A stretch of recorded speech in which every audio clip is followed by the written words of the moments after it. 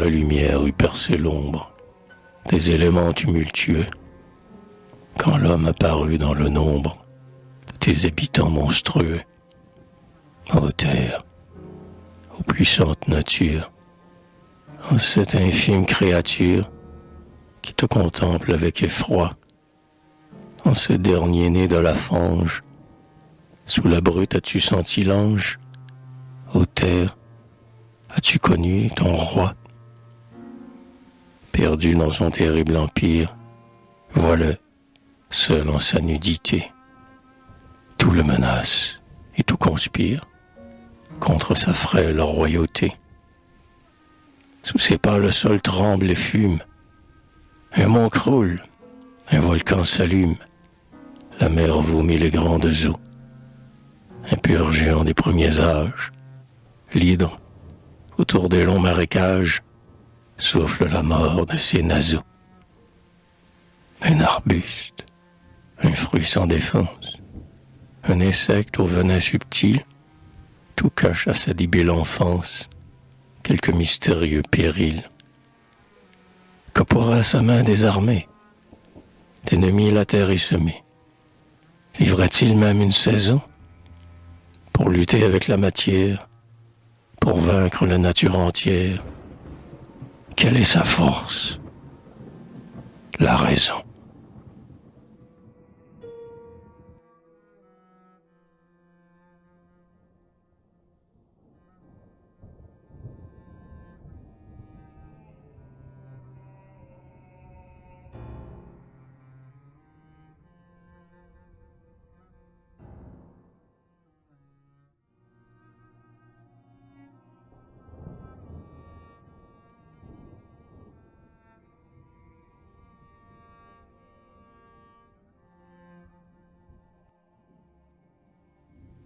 Il pense. La nature est dès lors sa vassale. L'âme agite la masse inerte et colossale. La pensée asservit le granit et les reins. L'esprit fait circuler la sève dans la plante. Il déchaîne la neige ou la lave brûlante.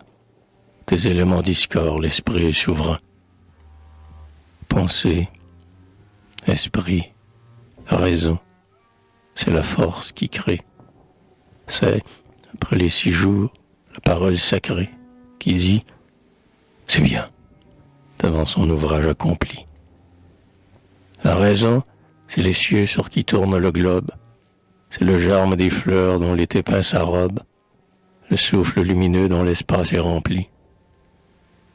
Dans l'univers, à flot elle s'est élancée, et sur la terre, elle a son siège en ta pensée. Âme, sa voix te parle à toute heure, en tout lieu. Toi seul peux librement l'aimer et t'y soumettre. De l'aveugle matière, elle te rend le maître. La nature obéit, car la raison, c'est Dieu.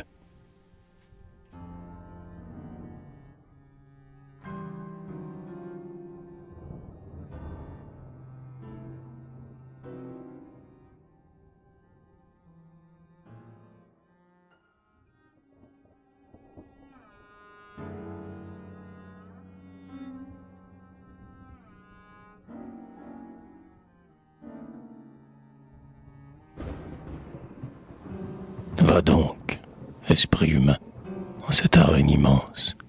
Dieu même en toi soutient la lutte qui commence.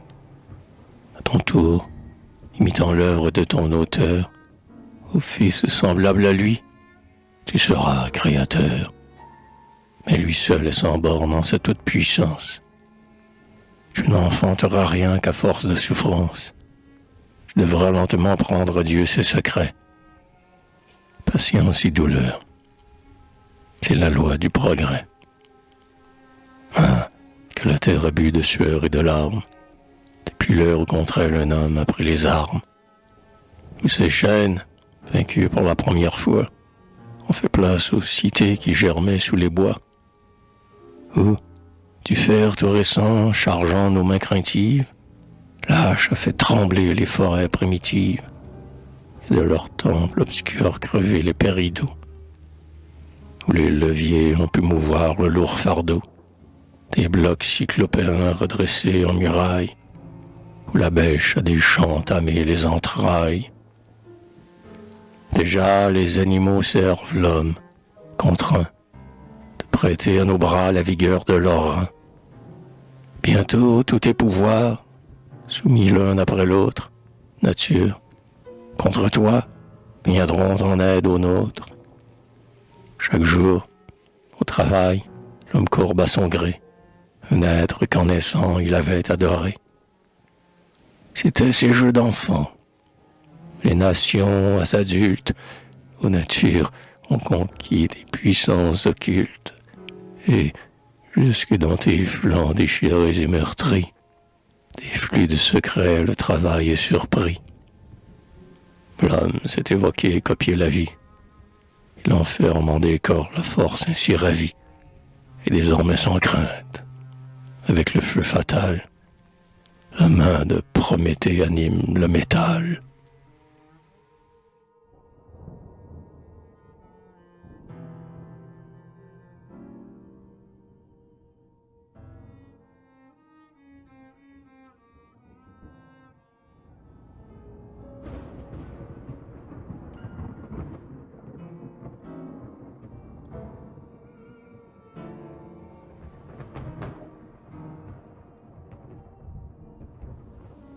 De quelle ambition plus haute puis-tu donc t'enivrer encore, homme, infatigable argonaute de l'éternelle toison d'or? Tes pères, sur leur nef rapide, ont déjà dans les Hespérides, dans les mystiques Atlantides, qui est le fruit de l'inconnu. Ton cœur, que nul effort n'épuise, rêve un autre monde et méprise tous ceux dont il est revenu. Le volcan rentre en sa caverne, l'hydre expire en son lit fangeux. Ton bras emprisonne et gouverne le cours des fleuves orageux. Depuis les monstres d'Érimente, le lion, la louve écumante, envers la nature fermente, tu n'as point d'ennemi nouveau. Et cependant, pour ton Hercule, un désir infini recule la borne des 12 travaux. Les vallons, la plaine assainie, roulent des flots d'épis pour toi. Des caps lointains, le vieux génie, te voit passer avec effroi. Les bois, ces voiles de la terre, les antres n'ont plus de mystère. Ta maison couvre le cratère, et la colline au flanc divin, au lieu de cendres et de fumée, des prés, de la vigne embaumée, fait couler le lait et le vin. Avec des monts que tu déplaces sur d'autres sommets, tous les jours, tes mains qui ne sont jamais lasses dressent les villes et les tours. Sur leurs cimes démesurées, tu lèves ta tête assurée. Tes astres, la plaine azurée, s'abaissent au niveau de tes yeux. Ici, pour te réduire en poudre, un dieu, là-haut, cherchait sa foudre. Tu sais la dérober aux cieux. Tu sais fabriquer un tonnerre. À ton caprice, il frappe ou dort. Et caché du fond de ton air, au loin tu promènes la mort. Le salpêtre que tu déchaînes fait, sur les montagnes prochaines, partir le granit et les chênes, voler Pélion sur Ossa. Ton ciel qui garde le silence, c'est un nouveau titan qui lance les rochers que l'autre entassa. Sous terre, dans les lacs de soufre, tu plonges ton avide main. Les grandes mers n'ont pas un gouffre qui puisse barrer ton chemin. Au bout d'un horizon sans borne, où la nuit voile, en un ciel morne, l'ours, la vierge et le capricorne, ton vaisseau s'est trouvé le port. Et tu vois ces nouvelles grèves, vers qui se tournaient tes longs rêves, comme l'aimant se tourne au nord. Plus haut que l'aigle et le nuage, l'air léger que tu rends captif, comme une étoile qui voyage, berce dans les cieux ton esquif. Tu perces du agile sonde, du globe l'écorce profonde, et des premiers âges du monde, tu ressuscites les débris. jusqu'à la centrale fournaise, tous les secrets de sa genèse. Ta sagesse les a surpris.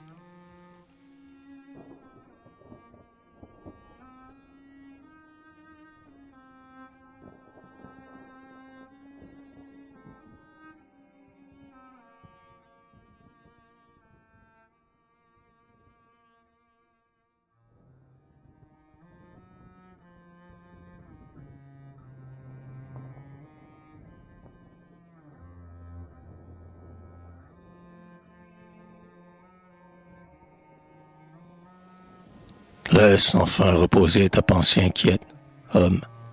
Que manque-t-il encore à ta conquête? Tu perçois le tribut des éléments soumis. Qu'exiges-tu de plus de ces vieux ennemis?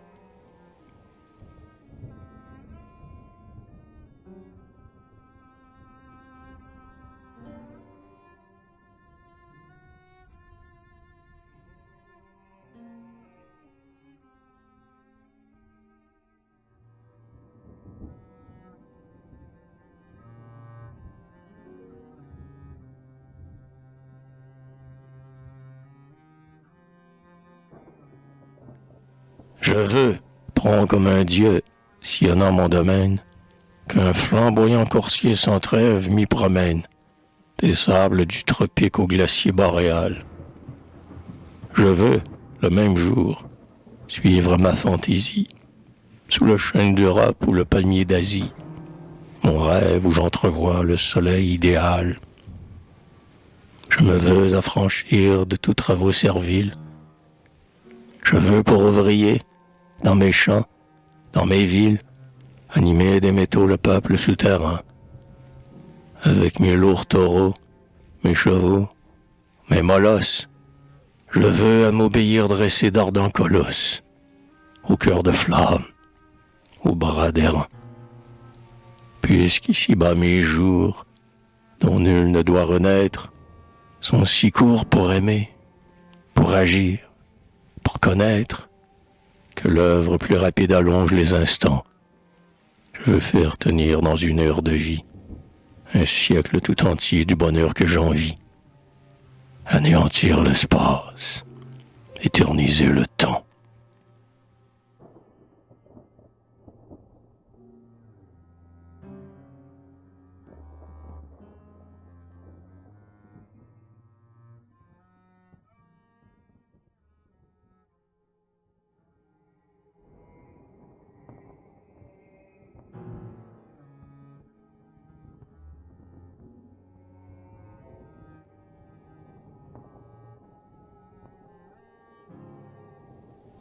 Tel est notre âge, y pris de superbes pensées, qui donc ose sourire et les dire insensés. Tu seul peux mesurer la carrière à nos pas. L'océan a son lit, notre âme ne l'a pas. Prométhée a trouvé dans sa forge profonde l'inflexible levier qui doit mouvoir le monde et qui, par le secours de quelques gouttes d'eau, peut d'Atlas fatigué soutenir le fardeau.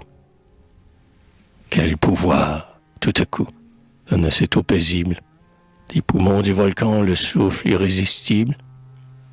Ce n'est qu'un charbon vil, mais touché par le feu. Et le feu, c'est l'agent du soleil et de Dieu.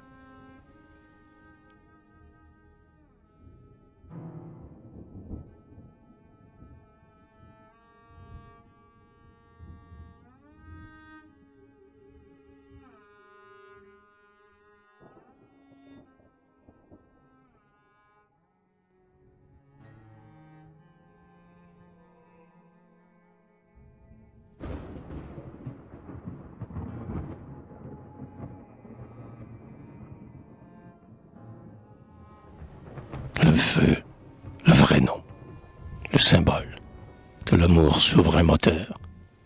Il s'élance avec la parole de la lèvre du Créateur. Verbe qui rayonne et pénètre, dans l'espace à flot sème l'être, il est l'éternelle action. Le feu, père de toute force, qui de ce globe ouvre l'écorce, élément de l'expansion. La vie en flamme jaillissante court sur la terre et dans les cieux. des sphères d'or retentissantes, le feu fait tourner les essieux. C'est l'amour du Dieu qui nous aime. Il est sorti de son sein même, il a fécondé le chaos. Il tira les cieux et la terre du fond de l'être solitaire dont l'esprit flottait sur les eaux. Dès qu'à l'homme enfant le révèle, du génie un heureux larcin, les arts dans la cité nouvelle arrivent en joyeux essaim. C'est le feu qui métamorphose. Il fait obéir toutes choses. Il donne une âme au corps grossier. Du vase, à son toucher magique, l'eau fuit d'un essor énergique, émeut d'une forêt d'acier.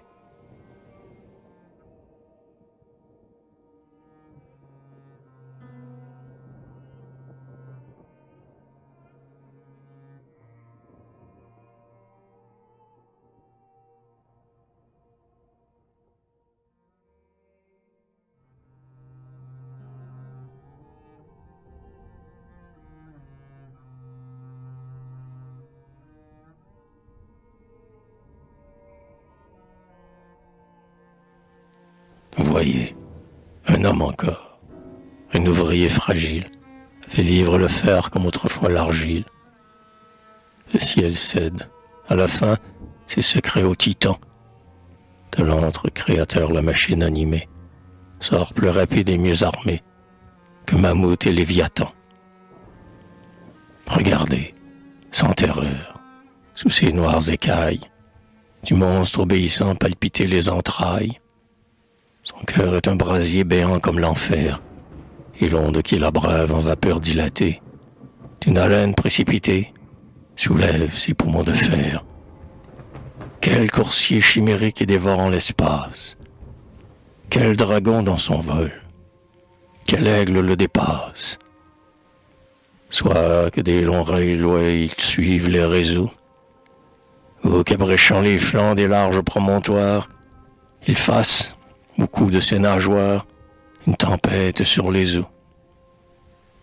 Quand l'hydre au mélano dans les plaines rampantes, roule d'énormes chars un convoi qui serpente, lorsqu'au loin dans le ciel sa crête rouge à lui, à sa masse, à son bruit de lave souterraine, on dirait un volcan qui traîne, la chaîne des monts après lui. Et le monstre, docile aux caprices de l'homme, se plie aux vils travaux de la bête de somme. Naguère il poursuivait le mobile horizon. Il va bientôt, aveugle le mort dans la gueule, tourner une incessante meule dans l'atelier, morne prison. Ou bien, près du cratère où la fonte s'allume, de son bras de cyclope il fait sur une enclume bondir, à temps égal, les noirs et lourds marteaux. Oh, puisant au milieu de la lave qui coule, il sait dans les contours du moule pétrir du doigt des durs métaux. Il a tourné la roue et mue l'agile rame. Sur le métier soyeux où l'écharpe se trame, il conduit la navette et les fibres du lin. La vierge aux doigts légers, qu'à sa lèvre elle mouille, sur le fuseau de sa quenouille, forme un fil moins souple et moins fin. Avec Dieu même ainsi l'art humain rivalise. De l'homme et du destin la lutte s'égalise. Notre science engendre un être et le nourrit. Dans son creuset magique, au feu qui les amorce, les charbons se changent en force. La matière devient esprit.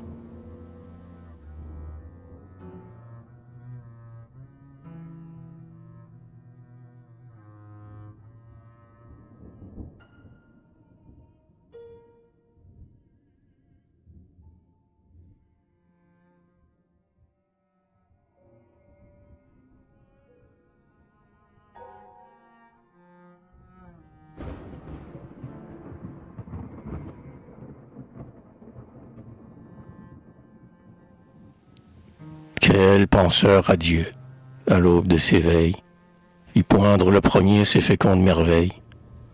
Quel nom de demi-dieu l'homme reconnaissant donnerait-il au siècle à ses clartés naissant?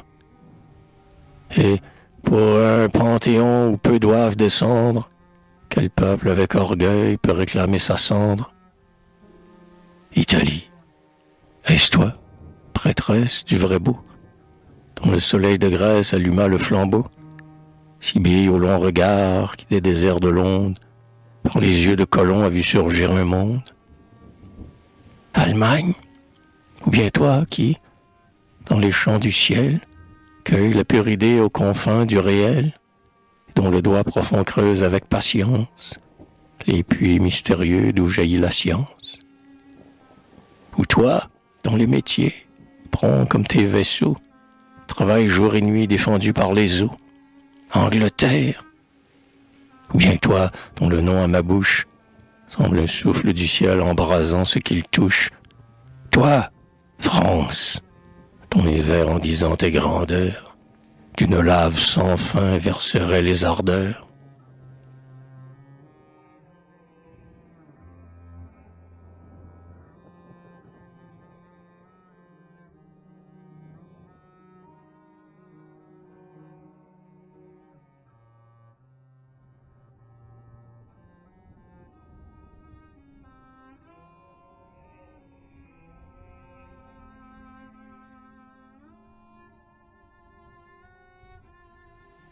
Mais, dans la pacifique arène, ouverte aux sages curieux, où l'humanité devient reine de ses pouvoirs mystérieux, il faut que des mains différentes, à ces luttes persévérantes, viennent s'appliquer tour à tour.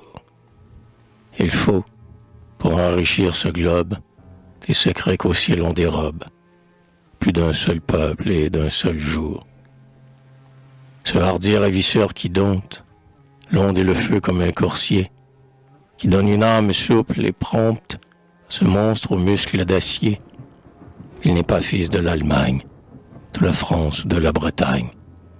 Pour lui, le temps n'est pas compté. Il est plus vieux que notre histoire, de son vaste laboratoire. L'horizon est illimité.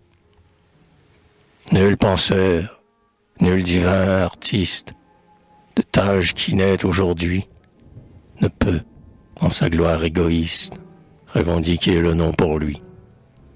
Ce sage, à la fois longue et ferme, qui découvrait hier le germe pour le faire éclore demain, il habite, en sa longue étude, de l'une à l'autre latitude.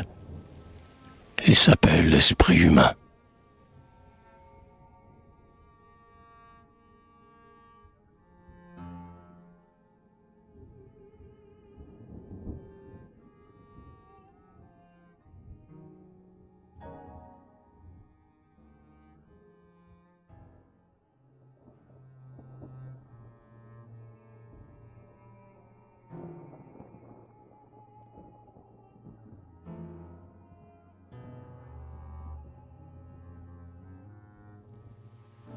Fils de l'homme, c'est bien, la nature est soumise.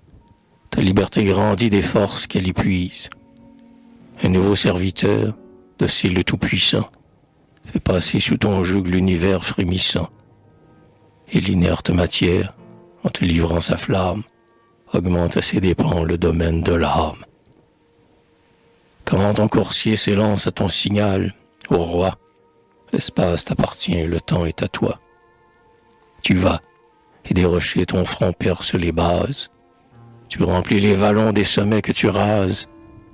L'éclair traîne ton char, la foudre est dans tes mains. Homme, que feras-tu de ces dons surhumains?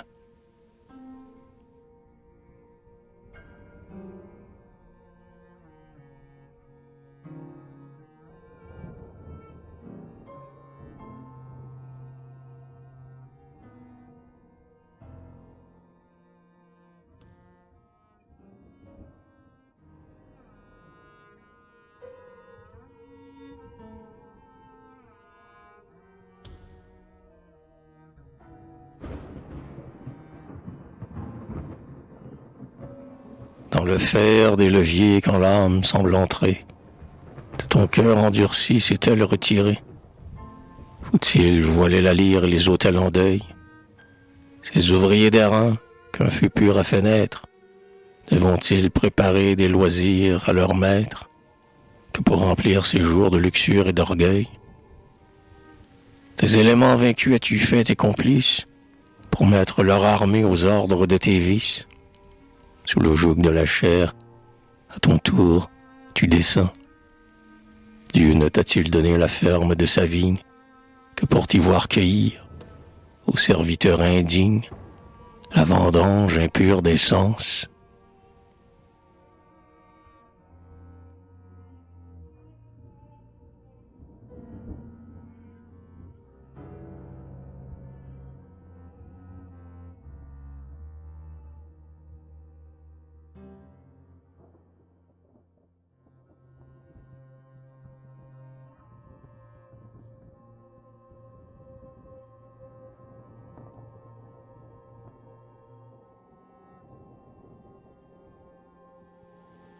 La richesse, à flots entassés, s'accroît dans tes mains chaque jour. Mais sera-t-elle dispensée par l'égoïsme ou par l'amour?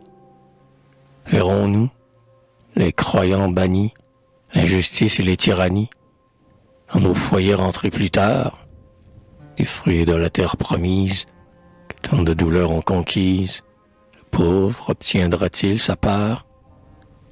Verrons-nous une ère avilie, un siècle avare et sans essor, où toute grandeur s'humilie, sous la main qui possède l'or?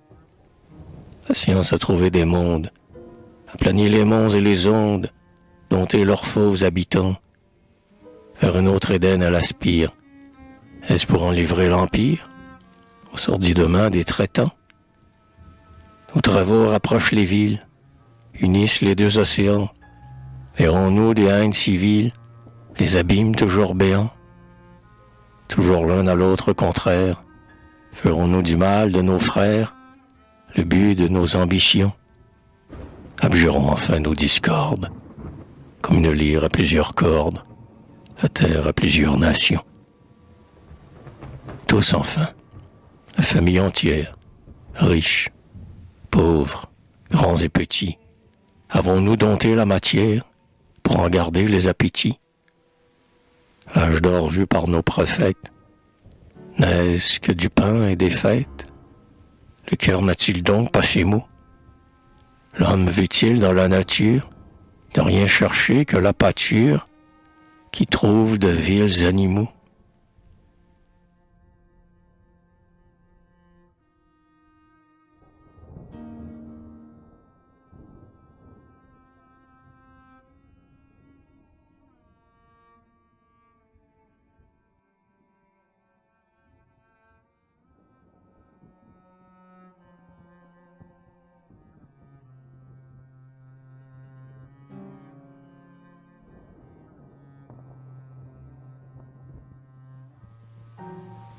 Ô poète, ô pasteur des humaines pensées, qui leur montre du doigt les haltes avancées, qui, suivant de l'amour le flambeau toujours sûr, c'est, loin du sable aride et du marin impur, tes flûtes entraînant les jeunes rêveries, les attirer aux fleurs des divines prairies. Toi, dont le pan saigne au troupeau rallié, tu célestes bercailles le chemin oublié. Toi, dont la voix s'élève entre les voix charnelles, chaste et docile écho des lyres éternels. Toi, qui portes, dans l'or de ton cœur filial, un rayon toujours chaud du soleil idéal, gardien du feu pur, non, tu n'as pas à craindre qu'un souffle épais d'essence ne vienne à nous l'éteindre. Tu le sais mieux que nous, un Dieu nous tend la main. Chaque siècle vers lui pousse le genre humain. Donc, malgré cette nuit qui l'obscurcit encore, de l'âge industrieux salue aussi l'aurore. Dis-nous lente et impure, par Hercule étouffé, chante le dieu du jour dont l'arc a triomphé. Ouais, Python expirant dans sa fange se tordre, des siècles meilleurs naître le nouvel ordre. Du haut des monstres sacrés, dominant nos combats, montre-nous cette terre où tu n'entreras pas. Fais-nous voir, embrassant l'un et l'autre hémisphère, du chant donné par Dieu ce que l'homme a su faire. C'était peu de dompter les taureaux écumants, il a mis sous le joug même les éléments, Comme un Dieu, désormais, il crée à son image, et des êtres nouveaux viennent lui rendre hommage. Un peuple industrieux façonné de sa main, et plus rude labeur la franchira demain. La terre, cultivée avec art et prudence, de moissons et de fruits se couvre en abondance. Dans les vastes cités qui n'ont plus de remparts, la joyeuse concorde en fait de juste part, comme entre ses enfants la mère de famille. Car d'un sourire égal la loi pour chacun brille, et l'amour, plus divin, fait dans un but commun, que chacun vit pour tous, comme tous pour chacun. Le temps a renversé les jalouses frontières, qui séparaient les cours des nations altières. Les ennemis lointains, réunis et charmés, en se voyant de près bientôt se sont aimés. Et foulant tous aux pieds leurs idoles contraires, les fils du même Dieu se sont connus pour frères. Délivré de la glèbe et des plus durs besoins, aux champs intérieurs l'homme apporte ses soins. Plus humble à sa part du pain de la science, le soleil plus serein lui dans sa conscience. Son esprit s'initie à de nobles plaisirs, et bénit l'art divin qui lui fit ses loisirs.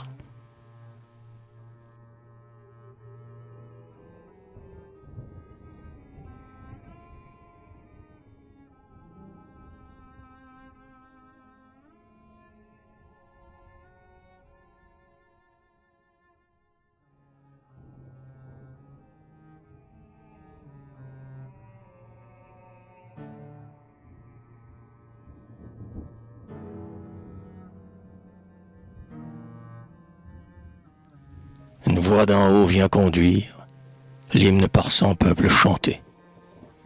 Toute âme a des sons pour la lire, tout front a sa part de beauté. Écartant ses voiles austères, la nature a moins de mystère. Chaque homme y peut lire à son tour. Avec le cœur on l'étudie. La science vole, agrandit, sur l'aile sainte de l'amour. L'esprit, souverain plus paisible, des sens perce mieux la prison. Devant lui, du monde invisible, il voit s'élargir l'horizon. Le jour, lui, sur chaque problème. L'homme écoute mieux dans lui-même, ce verbe à notre chair unie. Son regard, que l'amour est pur, en Dieu contemplant la nature, va plus avant dans l'infini. Plus haut vers le ciel il s'élève, plus il descend au fond de soi. Dans son étude et dans son rêve, il retrouve la même loi. L'art l'aggrave dans ses symboles, dans les actes et les paroles. Elle vit et règne en tout lieu. Un souffle envoyé sur la terre, renouvelant sa face entière, fait tout à l'image de Dieu.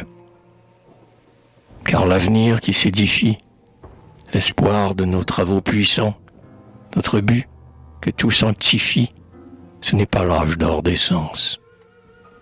Ouais, le seul progrès véritable est dans la loi plus équitable et dans l'idéal mieux compris, dans la pécheur et la sagesse qui distribue avec largesse la lumière à tous les esprits. Les bruits du siècle en vain effraient, poète qui vit par le cœur, sur tous ces chemins qui se feraient, c'est Dieu qui passera vainqueur. Ceux qui travaillent à ces voies ne rêvent que charnelle joie, ivresse, orgueil et vil plaisir. Pour eux la nature est servie, et qu'une table mieux servie, un lit pour leur prochain loisir. Répandez cet impur présage, ou que flatte un tel avenir. Et vous qui dévorez notre âge, rêvez qu'il ne doit pas finir. Un bras plus puissant vous gouverne. Passez aux races subalternes. Malgré vous l'œuvre se fera. Et vous y travaillez vous-même. Travaillez, c'est la chair qui sème, c'est l'esprit qui récoltera. Préparons sa moisson féconde, de justice et de charité, mais n'espérons pas en ce monde bâtir l'éternelle cité. La vie est un voyage austère, l'homme embellit en vain la terre, il n'en fera jamais le ciel. Pourtant, quand la vague est moins forte, parons cette nef qui nous porte vers le monde immatériel. Sous les plus riantes étoiles, le pilote encore soucieux, qu'il déploie ou serre ses voiles, à l'esprit tendu vers les cieux. Il pleut, lorsqu'un bon vent s'y joue, d'or et de fleurs orner sa proue, y dormir comme en un berceau. Mais il n'aura de paix certaine qu'au bout de cette mer lointaine, en quittant son frêle vaisseau.